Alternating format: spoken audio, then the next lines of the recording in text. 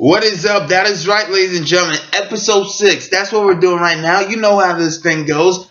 Episode 6 is one. We do some good. We talk about the bad. We talk about the nitpicking. We talk about the questions. Then I ask you a question. You know how this goes. Let's film it. Let's do it. Here we go. Some good things. David Tennant, the opening scene. You know it. The gambling scene. He does this funny thing where he says, yes, I just took $1 million from you with the worst hand ever dealt. One, I thought that was hysterical. I bet everybody would have done it. Even the worst gamblers would have done it because, gamblers just don't like to lose. But, obviously Kilgrave, he has a mind controlling thing. And honestly, the house always wins, as they say. And I guarantee you, if you had Kilgrave powers, the house would never win. Because obviously, you know the thing. But yeah, David Tennant, he's killing it on the show. No pun intended. He's got this role down. Now that we're starting to actually see Kilgrave more, not in the field, but like actually doing stuff. We're seeing him on the screen. We're not just seeing purple cloths and purple suits. We're actually seeing him live and living color. Purple living color specifically. But David Tennant knows exactly what he's doing. He can transcend, at least from my standpoint, on paper it may just seem like a mind-controlling villain, but, he's got the drama chops, he's got the comedy chops.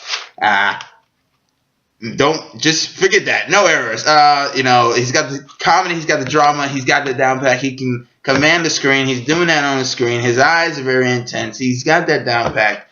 He's not a likable villain, but you kind of like to hate him in a way. You want him to get, what's coming to him. And hopefully, when this season is over, he does get what's coming to him. But don't kill him off, Marvel. Don't be stupid. The more you know. Another good thing in this episode was we got the return of Luke Cage. Now, I guarantee you everybody was probably excited about this. It was cool to see Luke Cage back because his presence was definitely missed. Now, another positive was, it was cool to see Luke Cage, and obviously I'll get to that. Luke Cage comes back in the story. He hires Jessica Jones out of the blue to help him find this kid named Anton. The reason why is because his sister, Anton's sister, hired Luke Cage to find him because she had evidence on the person that killed his Luke Cage's wife. Now, obviously, Jessica Jones knows who actually kills his wife, so she's trying to get the information at the same time of working with him while not necessarily letting Cage find out that it was actually her and Kilgrave's mind powers that actually, made her kill his wife. But at the same time, which is kind of just like going in positives and negatives. If you can't figure out what a negative, just follow the eyebrows. If my eyebrow goes like this, then it's most likely a negative. If it's just normal and talking like that, it's most likely positive. So a positive right now is, I like the Cage and Jones teaming up, mainly because I feel like it really did tease as to what we will see, once the Defenders come up. Because obviously if the Defenders, the Heroes for Hire, I really felt that vibe, when they went looking for Anton in like the pot place, the weed place, and whatnot, and then when they're on the street, dealing with, the loan sharks and whatnot. I thought that was very cool. It seemed like, they were kind of like hired people. She's talking about 5%, or he's telling her about 5%. You had the banter. You're throwing Daredevil, you're throwing Iron Fist, maybe even the Punisher. Who knows? You got a nice little core group of just grounded superheroes. And to me, I feel like this was, especially this episode, this was like, a little appetizer to the Defenders. Also, speaking of the 5%, this is slightly negative. This is bug. I wanted to say this in other video, and I saw some people saying it also, but they're absolutely right, and it's been bugging me since maybe episode 3 or something, where I really noticed it, where even though she gets 5%, at least in this thing, and who knows where, I forgot what her pay rate is, it's like 50 up front, whatever. So, for me, it's like, what does she waste? I know she wastes on booze, but even then, she still has to pay for light bills and whatnot. So exactly, does that 5% not cover her jeans? Because I've noticed that she's been wearing the exact same jeans for 6 episodes, and I'm pretty sure she's going to wear them for the next 7. So if that's the case, then hire these heroes. They need new jeans, especially Jessica Jones. She needs it.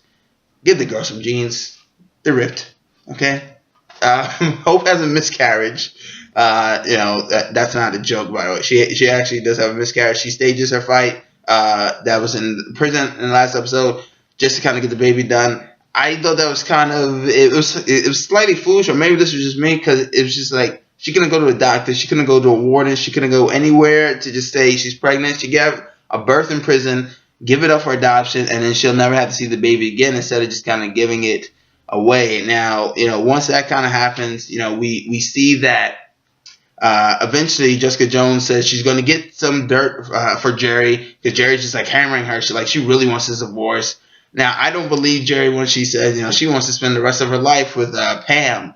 Happy Pam, the cleavage showing off secretary. Pam is obviously, she's got the goods, but she doesn't have the brains. A man once told me, because I don't know why, but I don't really believe this relationship. Not necessarily by the actors, but I don't believe the end characters relationship. I feel like Jerry is just having a bit of a fling, and then once it's over, she's going to move on to the next one. She likes her young girls.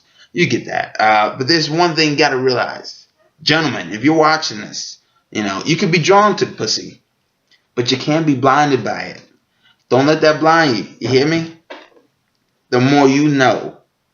But yeah, she asked Jessica Jones to pretty much, still look for some dirt. Jessica Jones says, all right, if you watch Hope, then I will, I promise I will get you the dirt off your ex. She agrees, and then eventually we see Jerry's. For some reason, I'm starting to see Jerry definitely start to take the evil path. She's definitely starting to go down the darker path, because of she pays off I think one of the doctors or whoever was watching Hope, because she takes some pills and whatnot. I guess to make a miscarriage easier or whatever. So therefore, she she tells the guard or whatever it is, that she wants the fetus, and then the person asks her, so what are you going to do with the dead fetus? She said, keep this on the low, don't tell anybody, this is my business. So I don't know what the hell she's planning. I don't know if she and Pam play, pin the tail on the dead fetus. If that's the case, then I guess maybe it was good that Jerry's ex left, because they got a lot of kinky stuff going on in that office of hers. But Carrie-Anne Moss, she does a good job. We didn't see Trish. And when you see the terrible, Brooklyn cop, I don't care really, not because at first I was watching, rewatching last week's episode, and then I was just like, you know what, maybe I shouldn't have said that. Like, he was slightly better, but at the same time, I was just like, I don't care. Like, seeing Luke Cage on this episode, I was just like, I'd rather have Cage on the show, make small guest appearances, than ever have that cop ever again on the show. To me, his accent is all over the place, his motives are all over the place.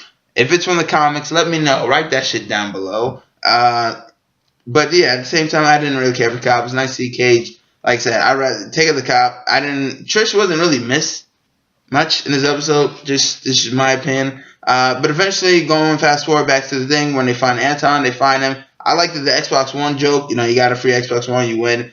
Apparently, people were that desperate to just like pop over Xbox One or whatever. I thought it was funny. Then. They eventually find Anton, they get him, they bring him back to the house. Jessica Jones tries to bail on Luke Cage. She tries to get the evidence before Cage does. Cage obviously gets there in time. He sees it. He sees that as actually a bus driver. And the bus driver was actually drunk on the day. He went to work. She was drunk. And then he actually ran over his wife. That was the thing. Now, Jessica Jones obviously knows that is not the case. So she starts to almost kind of either accept it and just be like, all right, whatever. I'll just leave it. I'm not dead. So turns out the Cage is actually going, to find this bus driver. The MTA covered it up. I thought that was real stupid. For one, if you're going to cover it up, that's one thing. But I'm assuming the MTA would have known he was drunk. So therefore, they kind of let him automatically, start driving. Obviously, you have to check in with your superiors. He should have done that. And most likely, they would have known that. They can't tell a drunk man until after, he's allegedly killed somebody. To me, that it was just kind of like, what?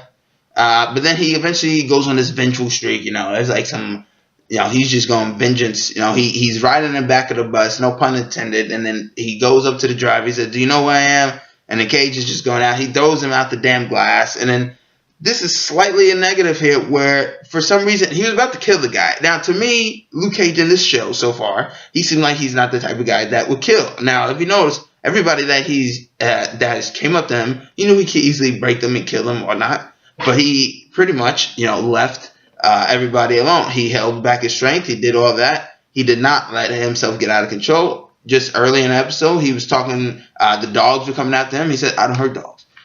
He says "Sweet Christmas" again. That's cool, but he says he doesn't hurt dogs. The thugs he faced earlier, yeah, he beat them up, but he didn't kill them. He's not a killer. So therefore, while he was just on a vengeful streak, I understand his motive because he's angry, he's blinded by rage. But at the same time, it seemed like kind of went against what Luke Cage was so far in these past few episodes. So him kind of becoming a killer randomly. Granted, he got stopped because Jessica Jones revealed that she was actually the killer. Kilgrave put it up to her. He got pissed off, and now he nearly was about to kill her. It seems like, and then he finally walks away. Now Cage is going for twice, and these 6 episodes. So, and it was kind of like, huh? So you brought him back to make him leave, and I'm guessing you're gonna make him come back again.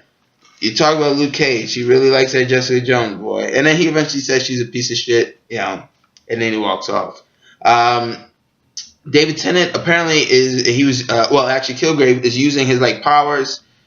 He wasn't even using his powers for this situation where he eventually, he was trying to get this house. The money he won at the earlier scene, he took from those guys in the gambling thing. He goes to this guy's house, and then he's not using his powers, at least from what I can remember. He's not using his powers. He actually is just showing him the $1 million. He says, "I want this house." The guy gives him no powers needed. It's $1 million for one. And then he buys this house, and it turns out it's actually Jessica Jones's house where she grew up. Now, this is kind of the creepy thing that Kilgrave is. He's obviously really obsessed with Jessica Jones. And before I get to this real quickly, just jump back real quickly. I like to jump back and forth. Malcolm, I'll give Malcolm his props. I actually liked Malcolm in this episode compared to any episode he's been in previously. He seemed like he's actually kind of becoming a bit sympathetic. But once the sympathy vote runs out, then he's going to have to be stripped away, and he's actually going to have to be based off of a character perspective. Not a sympathy character, just a character, and then that should be interesting to see. But yeah, I thought he was good. Trying to go up against Cage, yeah, I think it really was high, apparently. I think Kilgrave still got him on that cocaine, that Brillo pad. He's smoking Brillo pads, his hair. But fast forward back, he buys the house. It turns out it's actually Jessica Jones' house. That when she was a little girl, you see the height measurements, 12 years old, whatever it was, and then they showed the street. I think it was like her street and Brick Street or whatever it was. Forgot what it was. If you know what it is, write it. But yeah, that's how it ended. This was Jessica Jones. Like I said, I thought this episode was solid enough. I was kind of bored at some cases, but it wasn't enough boredness to not just watch it at all. I rewinded it because I actually cared to see it, but maybe I was just tired. Maybe that's just me. But yeah, that's my thing. This has been my review. I thought it was okay. It was good enough. I'm interested in seeing what's happening next. We're gonna still continue this thing. Comment, like. Actually, no. Let's do that again. Subscribe, like that shit. That's more better. Let me know. Subscribe. Come on. And if you don't, then, well, I don't know what I'll do. I'll turn my hat around. Maybe. Is that good? That's not good enough. No. That's terrible. But anyways, comment, subscribe, like that shit. You know it. Let me know your thoughts. Thank you. And I'm about to do a thank you to all my subscribers. And I'm going to name each and every one of them that I can. I think I'm missing some, but I am going to do it. I'm about to do it. Stay tuned. Get ready. Here it comes. But this has been Jessica Jones Review. I'm Chris Smith. I'm signing out to be signed back in my next video.